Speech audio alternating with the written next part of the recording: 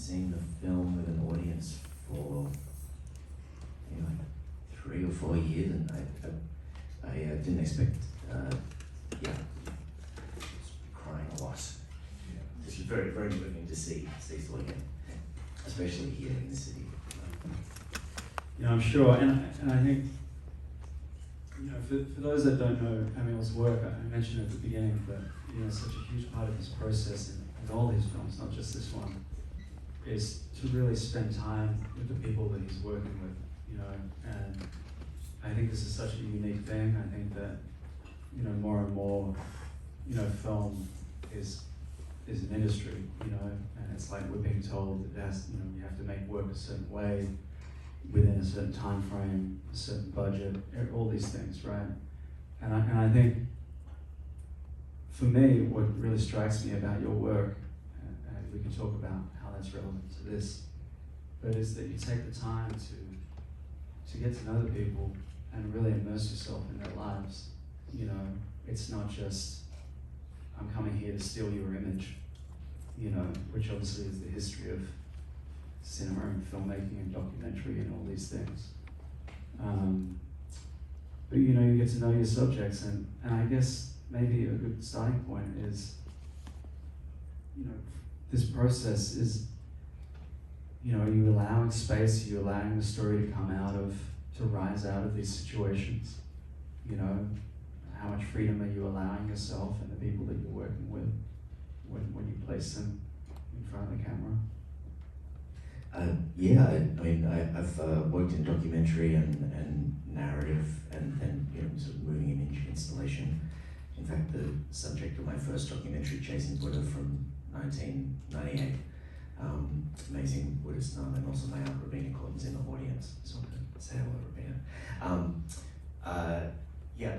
In terms of this film, I had known about Cecil growing up, listened to his music. My dad was a massive Cecil fan. Saw him for the first time in 2007 in New York when John Zorn had supported him at Lincoln Center. And by the time this film was shot, it was shot over 3 days, 3 separate 1-hour performances from around 10 to 11 in the morning each day.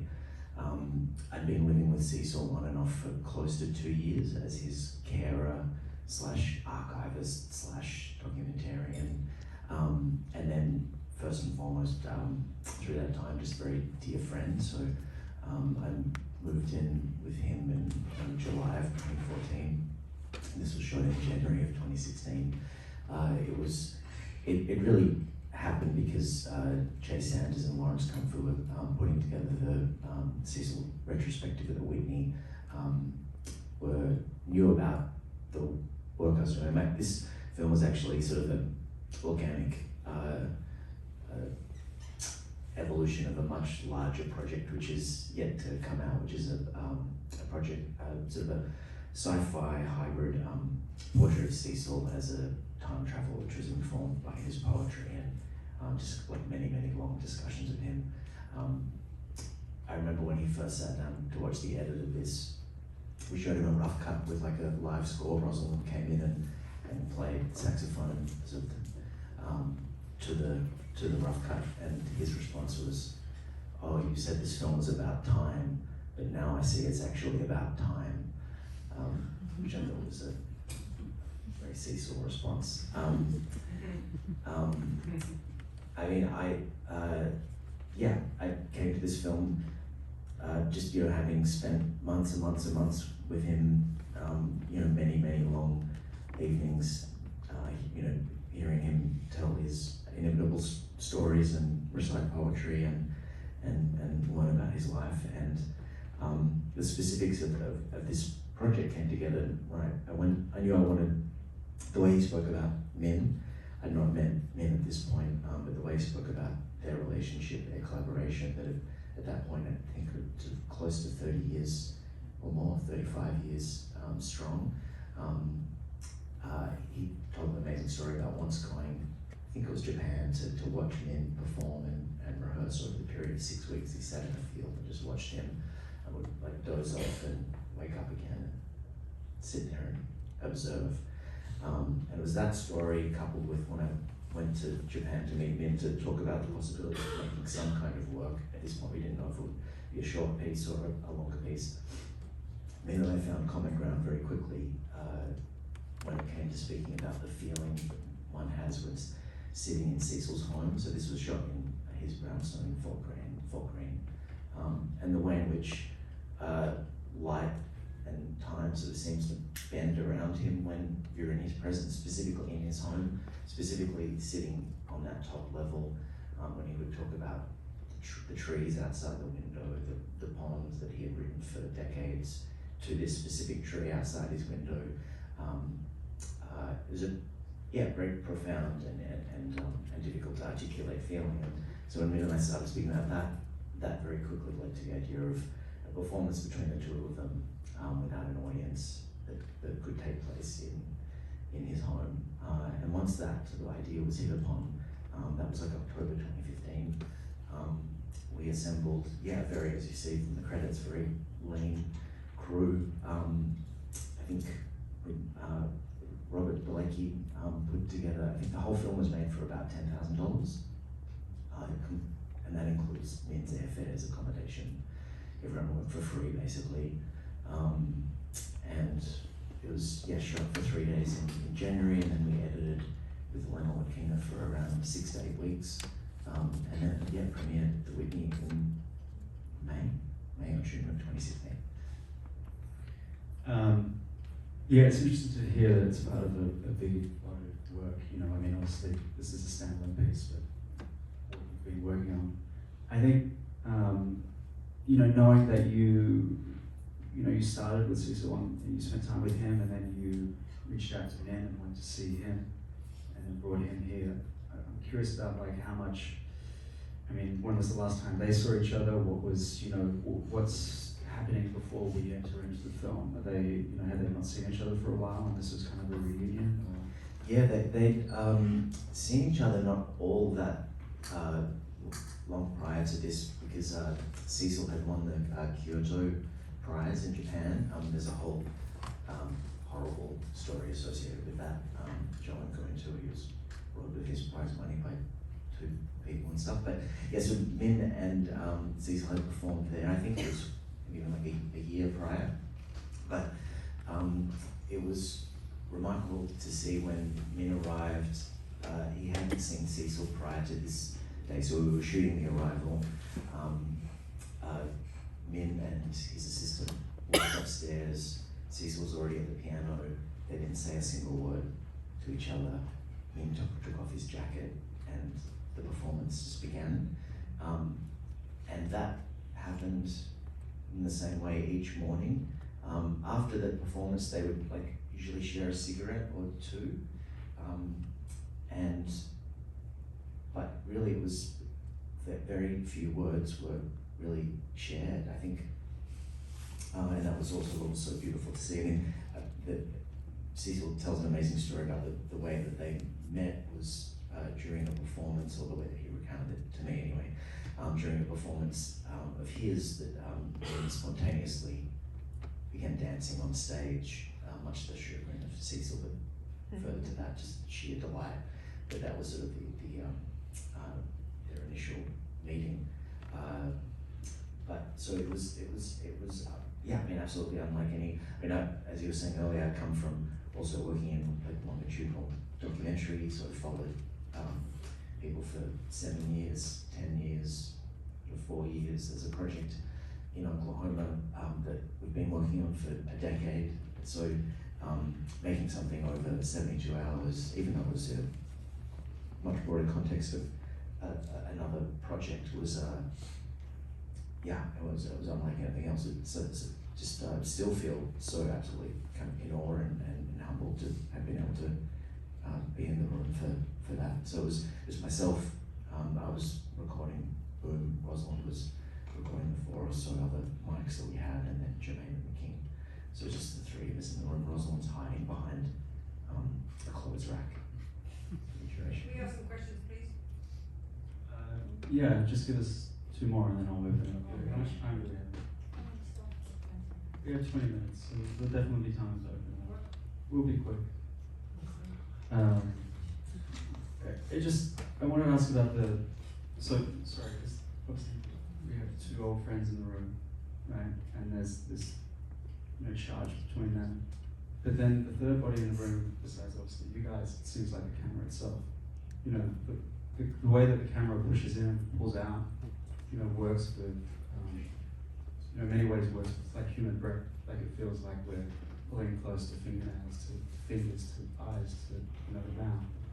And then you're revealing the environment around them. Maybe you could talk a little bit about that and that sense of floating, which, in moments feels kind of right, like it feels like we're really almost in the womb or something, and you do that with the liquid and everything, setting us in this state. Jermaine McKeon is an unbelievable cinematographer, someone who operates on such a core series of instincts, and you sort of really feel a thread between his camera and whatever it is in front of his lens. Spoke with Min pretty extensively prior. Jermaine also was a dancer in his teenage years as well, and so there's something about the way he moves and interacts with whoever he's filming. Min was very, very open to allowing us to move anywhere in the space and really get very, very close. But yeah, it was definitely a key series of visual choices made early on to look to this idea of time dissolving, the body dissolving, the interior and exterior of the body, and also the way in which time itself shifts between two collaborators in moments of improvisation, and the way Cecil specifically spoke about the thought. Does the note exist prior to the thought of the note? And that whole kind of discussion and paradox. So that was a central premise to look to. Sorry, explain that.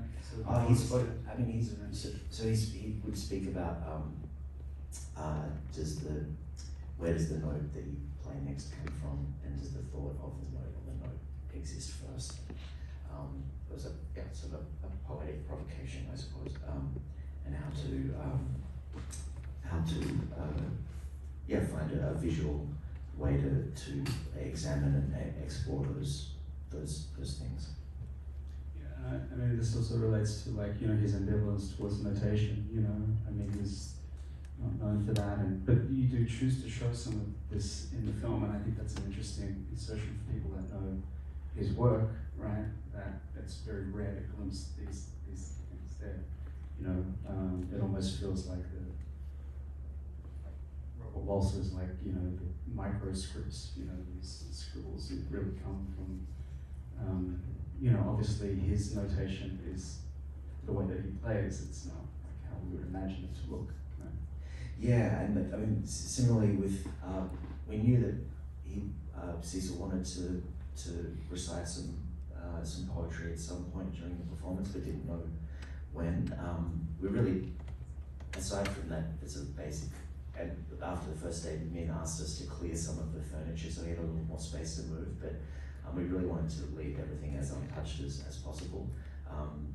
But to speak to it also, the markings of, that we showed about 30 minutes in, but also his poetry. I think we spoke at length with the editor, Elena, about this idea of where we place that sort of 60 seconds or so of text, and this idea of the editor had been reading Anne Carson, and specifically Anne Carson's translations of Sappho. These tiny little fragments of text that sit on a white blank page, and looking to explore a similar thing in the context of the structure of the film. So placing it smack bang in the middle of the film and letting that text dissolve and absorb into the surrounding sequences. So,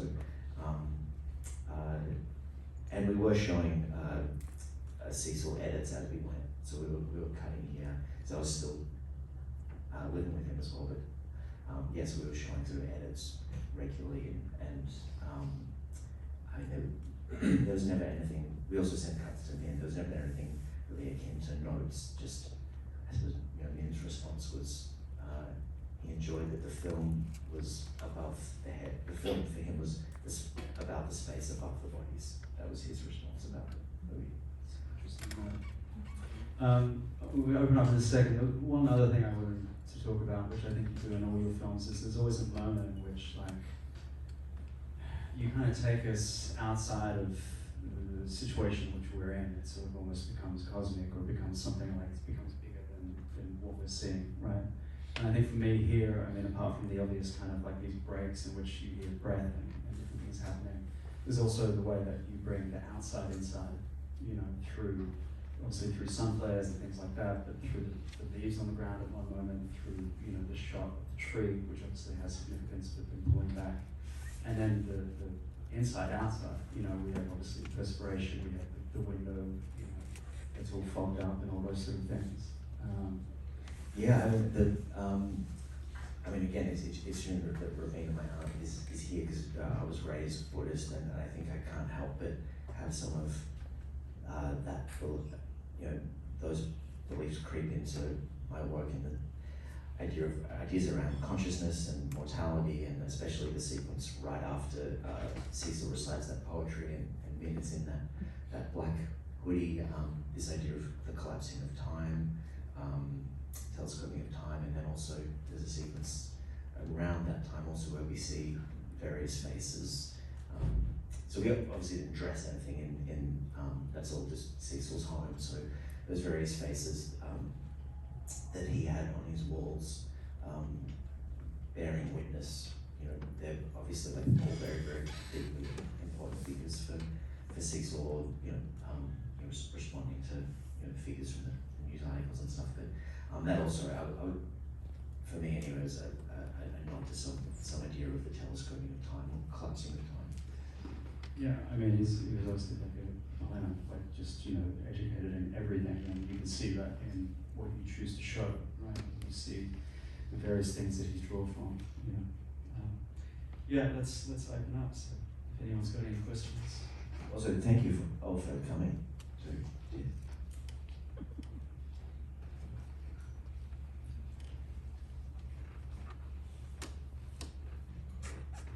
Man here, please. Oh, was it there? Oh, it's man here and hand up. Was here too. I just wanted to thank you for making the film. It was really a privilege to see him in that setting. And I saw Cecil perform a lot. I was at that performance that you mentioned. And there's a lot that's striking about this film, but two of the things that were most striking was his really lyrical playing here. And I wondered if you could talk about that. And also, when I saw him play, I mean, he was very intense. And here, this was a whole different side of him. And he was smiling so much here. And it was so great to see that. And I wonder if you could talk about just kind of those two things, because I haven't really seen that anywhere else. Yeah, absolutely. I mean, again, I only knew Cecil for the last 4 years of his life, and I lived with him for in total it was close to 18 months. I know during that time he spoke at length about this idea of age returning to a state of, you know, of a child, if not like a baby. He spoke about his parents a lot, like I would say, you know, cumulatively, like probably hundreds of hours of talking about his mother and father, his relationship with the both of them, and he also wasn't playing or practicing for months and months and months. So during that time, we got him back on Medicaid, we got doctor's assessments, we brought him to the dentist, we took him to acupuncture, we got him a hearing aid, and when we got him a hearing aid, also brought doctors out from Australia to assess him as well.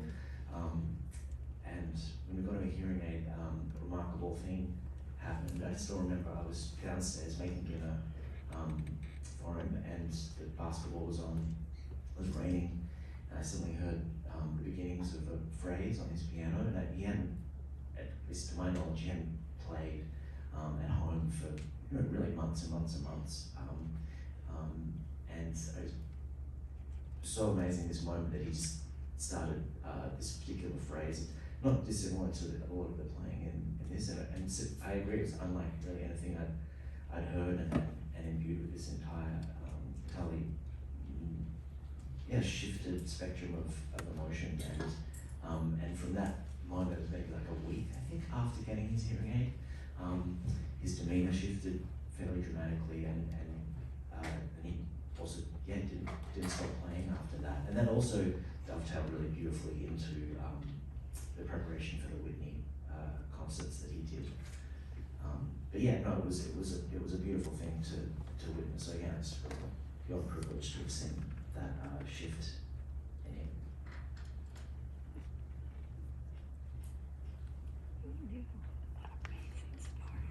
Hi, I had the pleasure to work with Cecil Taylor, and we were recorded in what used to be called Yugoslavia. Anyway, my question to you is, do you plan to release this movie on DVD and also the soundtrack as well? I gotta have both. Well, it's firstly, pleasure to meet you, and yeah, absolutely. I mean, the film, to be really frank, hasn't languished, but I have wanted to wait for the right context and the right partners to make sure it's released in absolutely the right way. I have spoken to people like Fiesta Gates and Hilton Owls and a few other people about maybe trying to partner with the right kind of non-profit organization. I know there was talks in the last couple of years of Cecil's life of a Cecil Taylor Foundation of some sort. So I absolutely would love to release the film, but I just want to make sure that it's absolutely perfect and proceeds are distributed correctly, and so, but yeah, absolutely. Amiel, did you record all those hundreds of hours of conversations with him? It seemed tragic if you didn't. We definitely did. We did. No, because as I said, I initially met him and moved in with him to make this much larger project, which is ostensibly like a portrait What was of, the plan to do with it all? with that film. With all that, no, the hundreds of hours of conversations. Oh, well, to cut it into this feature portrait of Cecil. This one. No, a whole other movie. Oh, I So see. it encompasses archival, Oh, I see. all our interviews, amazing poetry When recitals. does that come out? Well, again, because Cecil very sadly passed away in 2018, and since then there have been some complications with his estate. He didn't leave a will. No, and there's just there's some complications. There's another Lawrence, who is one of the curators, who also runs an amazing group called Blank Forms, has also been keeping tabs on this, but hopefully that resolves very, very quickly, and as soon as it does, both this film and the larger film will come out. But yeah, there's really unbelievable material that we made together during that time. It was beautiful. I remember someone bought him an Apple Mac computer and introduced him to the joys of YouTube in the first sort of 6 months of living with him. So we would spend sort of sometimes 12 hours. He would just call out an artist, and we'd watch Etta James, and then Billie Holiday, and he called the computer the Infernal Library. No, Infernal Library Machine. Very youthful energy. I think that's my 16-year-old son gets all his music from YouTube. So Yeah. they're in sync. That was great. Is there any other question?